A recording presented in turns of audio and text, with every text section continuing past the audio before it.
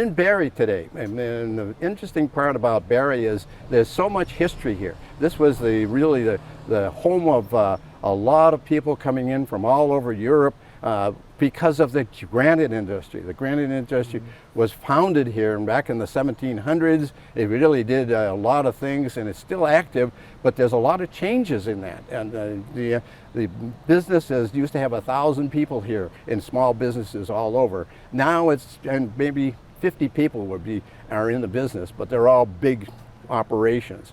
We're finding we have an excellent person here to talk to today for these transitions, because we have David Ayers, who has been in, is a native of Barre. His father was in the business, and David has been doing automobile business ever since he was a kid. And so we're going to talk to David to find out what the changes are in this industry right now. Yeah. So David, tell us a little bit about what's going on. That these changes got to be dramatic. Yeah, thank you, Don, first of all, for giving us the opportunity to talk about the evolution of the automotive industry as I've experienced it, certainly, right here in the city of Barre. My father, after the Second World War, went into the automotive business down in Massachusetts, and then moved from Mass to here with a Chrysler franchise that was here on Main Street. And so that's how we located here, and after the Chrysler facility, he started his own independent repair business. And so I had the good fortune, I guess, or the fortune of being in the business with my father, working in the shop after school, go to school for the day, and my play was in the shop. So I'd be able to sand on vehicles and do various odd jobs, pick up and clean and what have you. And so I've seen from the 60s, Don, the transition of the automobile. I've seen how engineering has changed and how it's required us to become sophisticated with the equipment necessary in order to serve our customers' needs. I've seen an industry that has been curtailed by insurance companies. And it's one of the issues that we'll talk to today, Don, is how we have seen our personal involvement with assisting our customers, because we claim ourselves to be advocates, true advocates, because if you don't oppose what somebody is looking to do to one of these vehicles in a repair process, then you can in fact endanger lives. If you don't repair these sophisticated vehicles today correctly, then you potentially create an unsafe situation. And we've seen that repeatedly throughout our years. And so we learned a long time ago that we're going to be an independent. We're not going to join into what's called a direct repair facility. Not to say that that's the end of the world, but for us, we recognize as a repair facility that when Nissan, Chrysler, Ford, Chevy built that vehicle, they engineered it, they designed it, and they understood what it would take to repair it. They put forth guidelines. Those are the guidelines we employ. They recommend that you have a specific piece of equipment. We employ that equipment, regardless of its cost. And then we're left to challenge the insurance company. And so I've seen my industry grow and seen some phenomenal technology employed in the drivetrains and the viscous couplers and the dual clutch transmissions, the HID headlights to the LED headlights to the airbags, to now we're talking now about the autonomous vehicles that will come and pick you up with artificial intelligence, recognize who you are, that you made the call, bring you to the location that you've requested. And so we're going to see some pretty impressive things. And so we can talk about those throughout our interview here. And I'm happy to say that my wife and I have been here in Barre our whole lives. And we grew our family here, and we enjoy the diversity of Barre. And we know that Barre has many outbuildings like this that had served the community. Right. From the granite industry to the transportation industry and now the repair industry. Well, actually, you started over on Maple Avenue, didn't you? And then transcended into this property here. I did, Don. You know, after I got out of the service, I came back and sought gainful employment, and I did in fact work in the automotive industry, but I was growing a family. And I was fortunate that my children were very active. And in order for me to participate in their early lives in the activities of sports and other activities, it required that I had to have my own schedule. And so I recognized right then that I had to have my own business. And so I did. I bought a facility on 34 Maple Avenue in Barrie. It's about 2,100 square feet. Yep, And I can remember those days. Yeah, worked out of there it served our needs wonderfully for a lot of years. And then this property was offered to us, and we made a move. This is kind of an interesting property that you got involved with and like that, because it was a brown site at the time, because it had been a granite shed, and now you've converted it all to using it for fixing automobiles. Yeah, I'm happy to say, Don, that we did the necessary remediation and requirements in order to put the property into a safe state. And so if they come drill the property, they'll find that there's no pollutants that are heavy laden into carcinogenic components and or are a health threat to others. And so I'm happy to say that we have what the state recognizes as a site that's been remediated.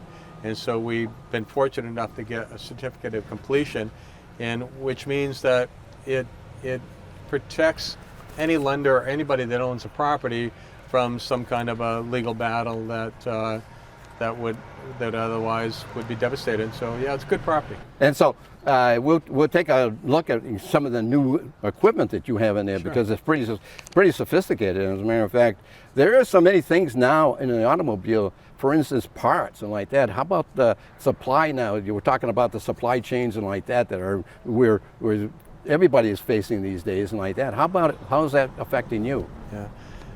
Cost is the immediate result. Availability has been diminished because of the delivery. Unfortunately, China produces a lot of the components. And when you have a bottleneck in a demand, then the supply is choked off, then obviously the end result is at the cost. And again, you're having to deal with the insurance companies, and they claim that it's available X when in fact it's not. Yeah, exactly. You're going to go X, Y, and Z. And so it creates that kind of a dilemma. But we recognize that we have to locate those parts, and so we will go the extra distance, Don. And so we do make a lot of calls and efforts to locate. And there are supplies. I don't want to say they're hidden, but they've been purchased, and people have them. And you do pay a premium, but we recognize it's important that we serve the needs of our customers. And so, certain things we'll see. Some of the electronics are in fact a problem when you're dealing with the chips. Yeah. When you're dealing with the computer section, then yes, you have to pursue used components because there is a shortage of supply because of the production and the supply chain. So how do you deal with your customers like that? Because obviously this kind of business like that, you have people coming in on a crisis basis, and then on the other hand, you have people that are coming in on a regular basis, like changing your oil or getting your battery fixed, or those kind of things. Yeah. And we were just talking about maybe changing over the paint on the outside of the car. So yeah. How do we do that? So you're right. When somebody comes to us, they've experienced an accident, and our experience has been to be able to help them work through the rigors, deal with the insurance company, deal with the liability, who is in fact at fault. And so not that we're litigators, we're not attorneys, but we understand the state has a prescribed set of laws, and so we can help, especially our elder customers. We see time and time again, Don, where in fact they're labeled liable on an incident, and when we ask them what transpired, then we will refer them to local law enforcement that can review their situation. And fortunately, we've had liability issues turned away. And so you need to be very careful when you have an accident, because you should call the authorities, you should get an incident report, you should take pictures, and you should transfer information. And we've seen time and time again where somebody says, oh yeah, sure, I'll get it to you. Well, unfortunately, we see time and time again that's not the case. So we'll help our customers work through those difficulties of getting information, of helping them file a report, where to send it, and help them file a claim with the insurance company. Insurance companies now, Don, are using, for a means of expedience, they're using picture estimates. You have an accident. Please, if you call your insurance company, they say, why certainly, Don, would you please send us a picture of the damage and we'll take care of it for you. It's called the desk review estimate. In our experience, we advise our customers, don't do that. Right. Come to, whether it's our facility or another facility, go to somebody that will physically examine, because these vehicles now, you'll see damage that you won't be able to see some of the damage. It can be, in fact, covered up. And so we see time and time again where the cost to actually repair the vehicle exceeds it by 4 times the cost of what the insurance company has done. It really is a mistake. Yeah. I understand it's a great service. It gets a claim off the books. But ultimately, it's been our experience that the cost of the repair of those vehicles, when they come in with the money and say, hey, I've got this money to repair this vehicle, we help them understand, that's fine. Let's have the claim. We'll call the insurance company. We'll process a supplement for the additional cost. And so a lot of people are always surprised, but we document everything. Yep. Everything is pictured. Everything is identified, and it's qualified, and we give invoices for the parts that are ordered and necessary. Some of the equipment, which we will talk about, is computerized. And so it actually is able to help us find damage that visually you can't identify by eye. That's good. How about your leadership in operation here? Because you have a number of people here that work for you and like that, and basically you can't run this business without your people, and you have to have the mechanics and you have to have the service people and like that are in here that are doing your books for you and all that. How do you handle that? Is this a low leadership type approach, or how do you feel that? So that's one of the areas, Don, that I find that I'm fortunate to have the key employees that I have. We'll get to meet Tracy. Tracy is exceptionally good in that she recognizes what our mission is. She knows what the objective is, and she knows how to interact successfully with not just our customers, but the insurance companies. And so we've helped her create a skill set that will pay a dividend for her going forward. You know, my wife and I are both going to be 70 this year. And so, we're hoping that we're going to be able to find either an employee from within or somebody younger that obviously would like to pick up on what we've established over the 30 years that we've been in business with the goodwill. We recognize that our customers are paramount, and I think that we've got a good stand-in with our customers. And so we're looking for those individuals that enjoy the automotive industry, that would like to be in it, and we can help them overcome some of those hurdles that we ourselves had to overcome. Oh, that's good. Now, David, what other parts of the business would you like to talk about? And something, because you talked about earlier when I was before the interview and like that, about all this stuff that is coming out of Europe and all these technologies that are coming in, and it's really fascinating just to think what's going to happen in the next maybe 5 years, maybe 10 years.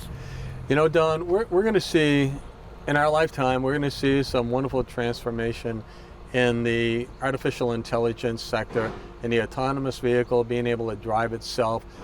It's here now. It's working. Google's working on it. All the manufacturers are working on it. So we're going to see it. You're going to be able to make a call and say, hey, I need to get to Burlington. I'm going to be there for 12:30. And a vehicle will pick you up and it will drive you to your location. You won't have to buy that vehicle. You have to pay a service fee. And so we're going to see that. I'm hoping, Don, personally, that I'll see the hovercraft. And I'll have the opportunity before my time is done to be able to operate. Go on the water. and to be able to enjoy a hovercraft. So I know that we're going to see some interesting things, because the business technology is so sophisticated. And the time frame with which to do research and development and production is radically changed. And so we're able to come up with new technology, new ideas, and be able to put it in production in a matter of months. And so I'm optimistic that we'll see a lot of different things. That's not to say that this industry is going to diminish. No.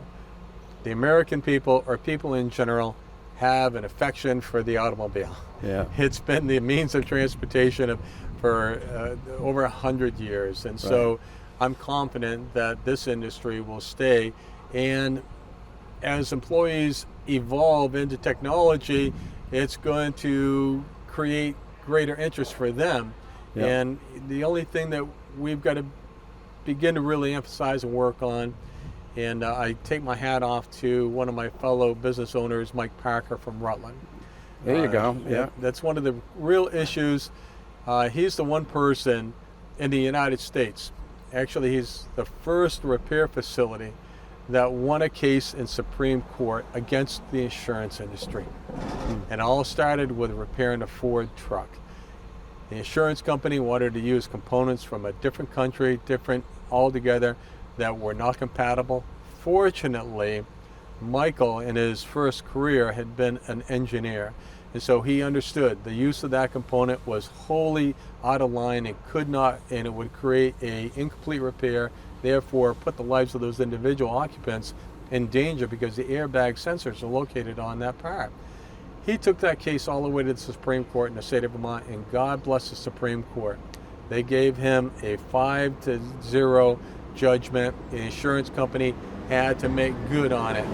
And so for those businesses that are independents, like ourselves, Yeah. we now can know that the courts will adjudicate, most likely in our favor, if the insurance companies are looking to ask us to do something that is anything other than what the manufacturer recommends. Good show. Yeah, that's a good Yeah, one. that's good. The only thing that I wonder about, because you're talking about these new technologies and like that, is a lot of these people were trained really early, you know, like that. They didn't see this stuff coming and like that. Now, here they are making a change and like that. Sure. What kind of a learning process do you go through Sure. to keep these people up to date? You employ equipment along when you buy this expensive equipment. Fortunately, you get the expensive training that goes with it.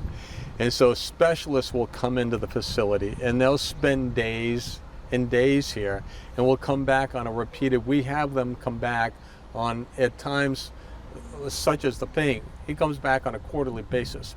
They'll spend 3 days here, keeping us abreast of the changes of what the manufacturer is doing on the primers, on the finishes, on the clears, on the process done.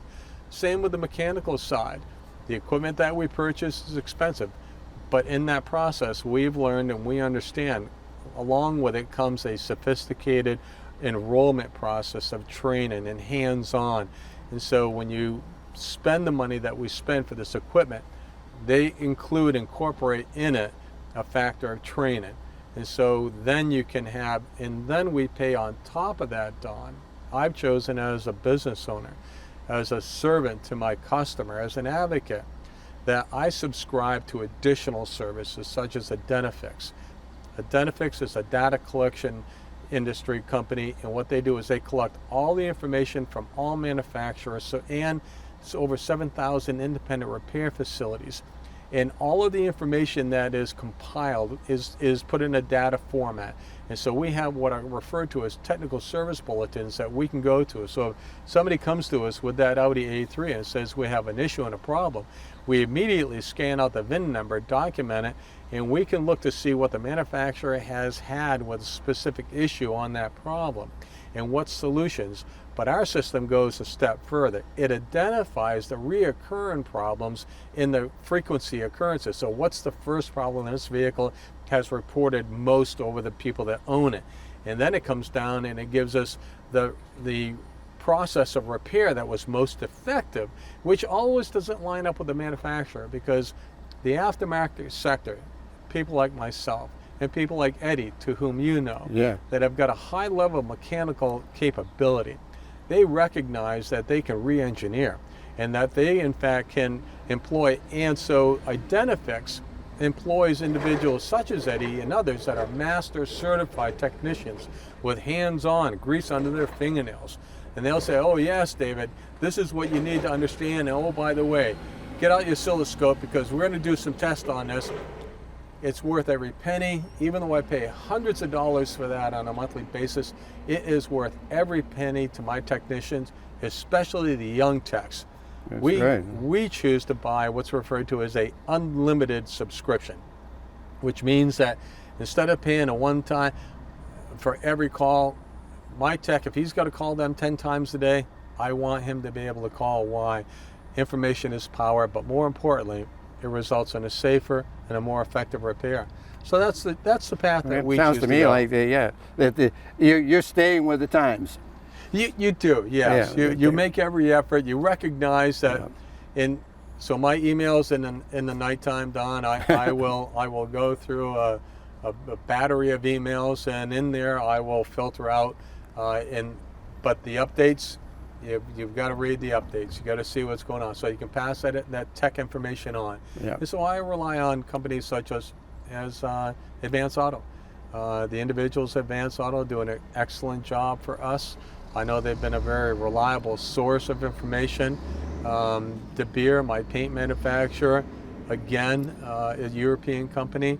My Carolina frame equipment, computerized measures in three-dimensional measures. The insurance companies hate to see a piece. The insurance companies, I'll say hate, but the insurance companies would prefer that you would not put your car on that piece of equipment. Why? Because it's computerized. Yeah. No longer with a tram bar, no longer with a tape measure. Not to say we don't use them, but once you attach this equipment to it, it tells you where the vehicle is out of alignment. And so therefore, it makes the technician's job easier, but it gives us a much better repair. Yeah. Less wear on tires, less complications. So in the end, my customers have the advantage or benefit of us being able to say to the insurance company, sorry, Toyota didn't mean for us to do that. This is what needs to be done. Yeah. Well, let's move on to the next thing. We'll go in there and take a look at some of the equipment that you've got. Sounds good. You know, this is a good example of what David has been talking about. As a matter of fact, this car here has got a finish on it like that, which you can see the difference between the luster of this here and there. But why? Why is it that way? David's going to tell you why. So this is something, unfortunately, Don, we see a lot of. Here's a vehicle. It's an Audi A3. Nice little car. 2016. It has good residual value until you begin to look at it closely. This is the results of what we refer to as an incomplete and also an inferior repair. What's inferior about it? The exterior of this was clear coated, but the clear coat that they used was a low solid 4-to-1 clear coat, and they didn't remove this window, where otherwise we would remove this window so that you could repaint and refinish the complete panel. When you use a 4-to-1 clear, a lot of the repair shops are forced to, because the significant cost and difference in order to meet the bottom line that the insurance company is forcing on them and to be profitable, what they'll do is they'll buy that clear that's relatively inexpensive. But this clear doesn't have the binders, it doesn't have the UV protection elements that a high solid clear does. It won't resist chips as well as a high solid clear. And so what the UV rays penetrate and get through this clear, it begins to diminish, and this clear literally is beginning to disintegrate, and at this point it's going to begin flaking off because it's depleted the components in here sufficiently. It's going to delaminate. This is what we see repetitively, and the inquiry is to go to the insurance company. If this person were to come to us, if this was a repair that was within a 3-year window, we would call up the insurance company that paid for the repair, and we would submit a supplement, and we would re-repair that.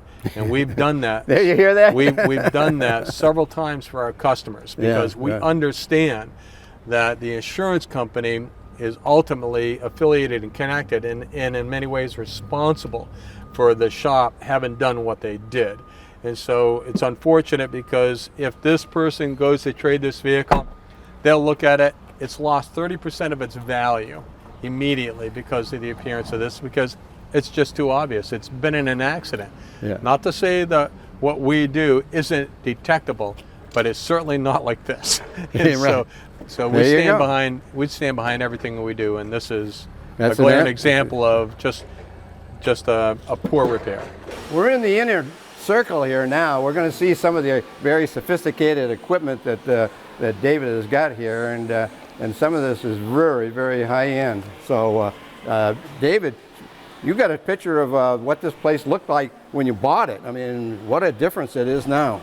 Yeah, so fortunately the space was available, Don, and so it had been, as we'd said, a granite shed, and it went from there to transportation and then a machine shop that serviced the train, the Amtrak, and we acquired That's it right. from those individuals, and so it required that we renovate the property, and so when our original building was here, you can see that it had dirt floor on that side.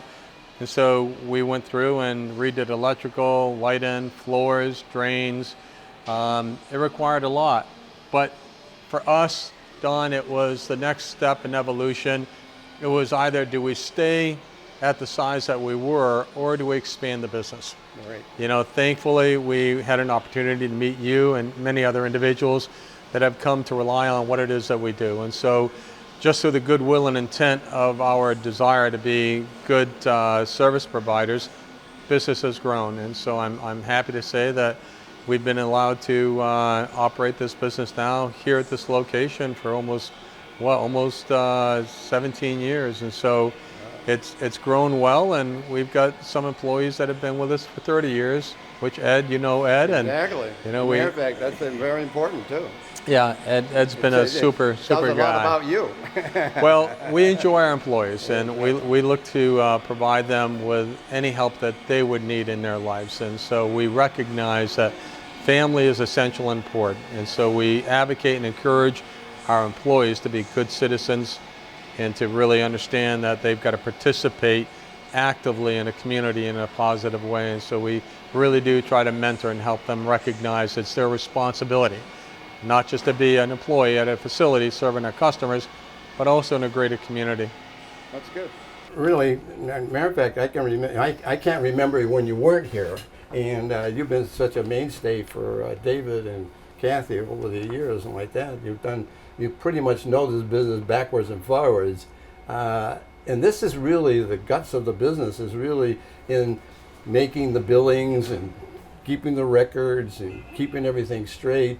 And you got a lot of people coming in. Matter of fact, people you don't even know they're coming in. All of a sudden, somebody comes in. It's a crash program, and then you got people that are coming in here on a regular basis.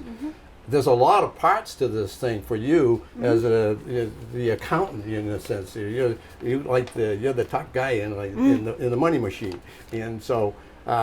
Tell us about how you handle that. First of all, the customer base, and how you organize people coming in. If they have they're regular people that come in for change of oil and like that. But then you have these guys that, just like we just saw here, a big crash, and the $60,000 machine now has to be repaired. Yes. So how do you do that? Well, I mean, you hit the nail right on the head. It is very busy in here, a lot of moving parts in here, and the best attitude to have is being able to adapt to change pretty quickly. That's the best attribute that I have. I think that helps me with this job because it's constantly moving. You come in one day thinking you're going to do X, Y, and Z, but by the end of the day, you never did X, Y, and Z. So what I do for Ayer Auto is essentially the shop manager. I schedule all of the appointments, I order all the parts, I key in the invoices, I set up rentals, we call with estimates, I do estimates off the street, I coordinate with insurance companies. It's just an ongoing. That's a big job. It is. It is. And then I have to make sure that the money that we are supposed to be collected has in fact come and it's correct, and so on and so forth. So you have a billing system too, as well as a programming system. Yes. You have a program that breaks out the cost of each one of these repairs or whatever service you're giving them. Right? Yes, it does. Yeah. I am And able. this is very sophisticated. Yes, it's a very helpful tool. I have not ever not used an estimating program, but certainly I could not imagine doing this pen and paper. So I use this system daily. It helps determine the cost of the repair. It helps determine if there's supplements, and I'm able to hone in right to the penny of what is owed Very to good. us. Yeah. Yep. Yeah. Yep. Yeah. What else do you want to? You got any other things that you want to talk about? I mean, I'm pretty fascinated because my background is in finance and like that. So if I don't have the paperwork and like that to do the analysis and like that, I'm at a loss. You know. So I mean, to have this and have it sophisticated and broken down, and so you can put it in the right categories and etc. That's very important. Very important. It is important. Every box has a duty, and I mean, Don, basically when a car comes in for the first time, it's brought in, it's photographed, it's washed, it's photographed, it's checked in, and then I walk around with the technician. We write up the estimate, and it's submitted to the insurance company for them to honor. And then we do that for each car that comes in. We have a pretty strict policy on how we handle each car that comes in so that we make sure we capture all of the damage. And with these cars nowadays, they're very sophisticated. Exactly. And we've been talking about this there's a all lot day. of research now that I'm finding that I have to do that I didn't have to do even 3-4 years ago. Yeah. So each car is researched of what we have to do. So we do take the time to make sure we're doing right by each car that comes in. That's good. Well, we thank you very much for coming in. I know that you've got other things today and you've got other problems out there, but we really appreciate you coming in. No, Thank you I very much. appreciate it. Thank you. Okay.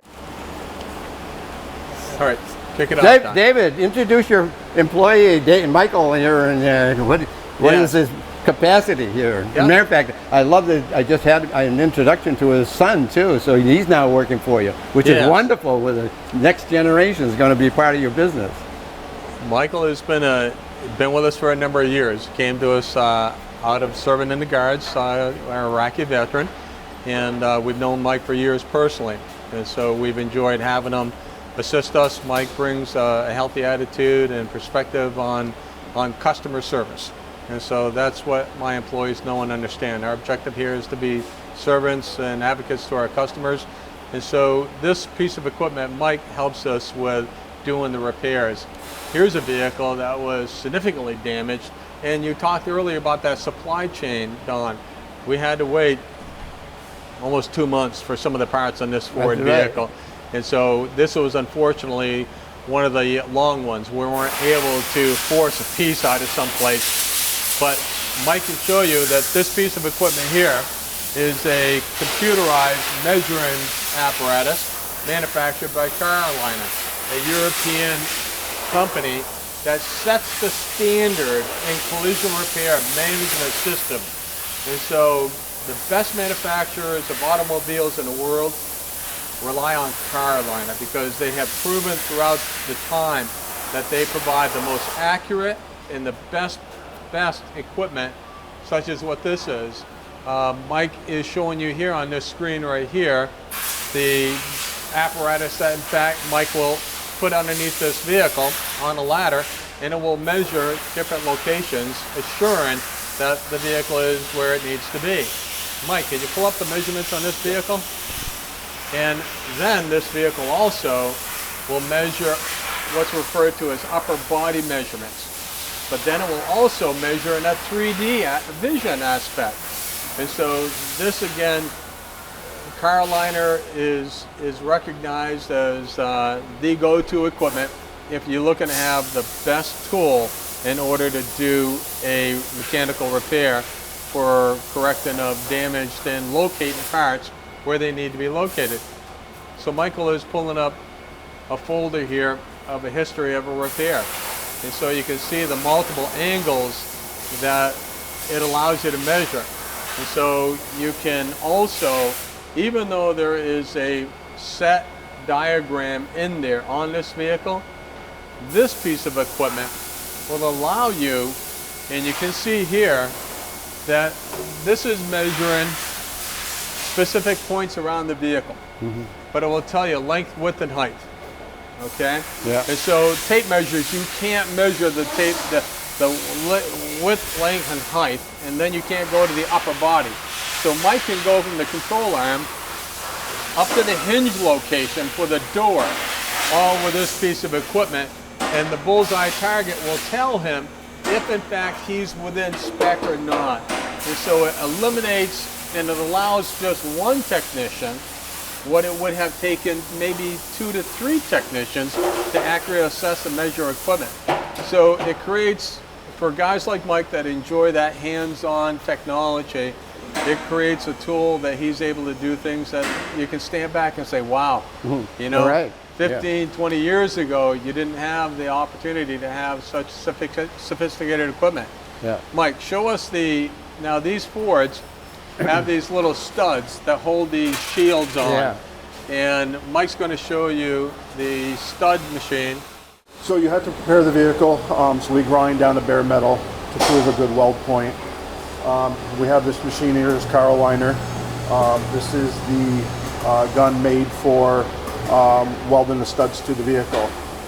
So basically, we just insert the stud, we push it up against the vehicle, we push it, and it heats up and it welds it metal to metal. That's good. So it allows the complete replication of what the manufacturer had intended and designed. And intended in the beginning. And so a piece of equipment like this is going to run you in the tens of thousands. Yeah, exactly. And one of the other pieces of equipment that Mike uses on a regular basis, obviously, are the Freon pieces, but also the compression spot welder. We have a large welder around here. Where is that, Mike? It's right down to the green tarp. It's actually very similar to this one. But it's much larger in its size. Oh, yeah. And what it will do is it will allow Oh, yeah. us, because when a manufacturer manufactures a vehicle, they use the compression spot welders, and so it puts a high intensity heat in the air, forces the arm to close, and it closes with over 500 pounds of pressure. And then there's a large electrical current that goes through there, and it fuses the metal together. That's what the manufacturer had intended when they designed and built the vehicles. And so, the compression spot welder that we have costs as much as some of the houses out here in this community. Sure it is. And sure it does. But But very sophisticated, though.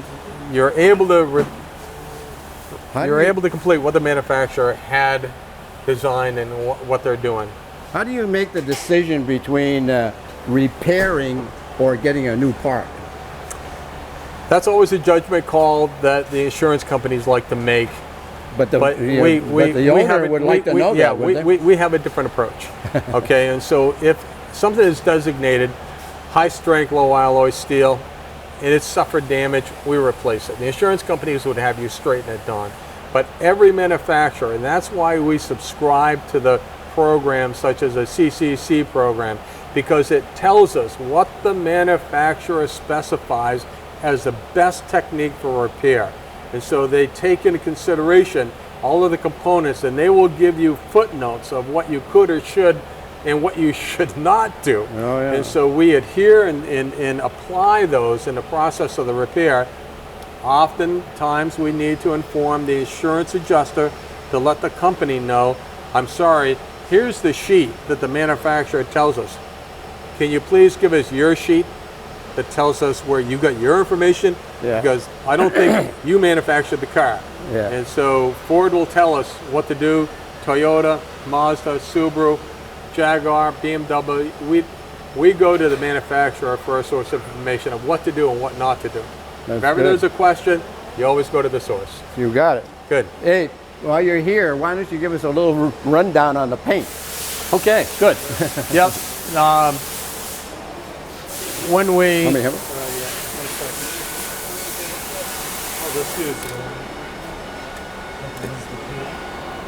And so you asked for a rundown on the paint, Don. And so as you have experience in the automotive industry, you'll realize there's a multiple selection of options. And so I just learned that there's a process that you got to go through to qualify what somebody is explaining to you and trying to sell you, aside from the cost. And so when we built this shop, we invited in 10 different manufacturers of paint so that we could have a real life experience on the floor in the paint booth of what it would be we would be using. So that I've been at this business long enough that I've seen some of those failures of the early 80s, and I've seen where they have enhanced and improved the products with binders and clear coats. And so understanding our experience, knowing that we wanted to deliver the best possible service, we invited in 10 manufacturers, 10 different companies. We spent probably 3 months going through a process of elimination.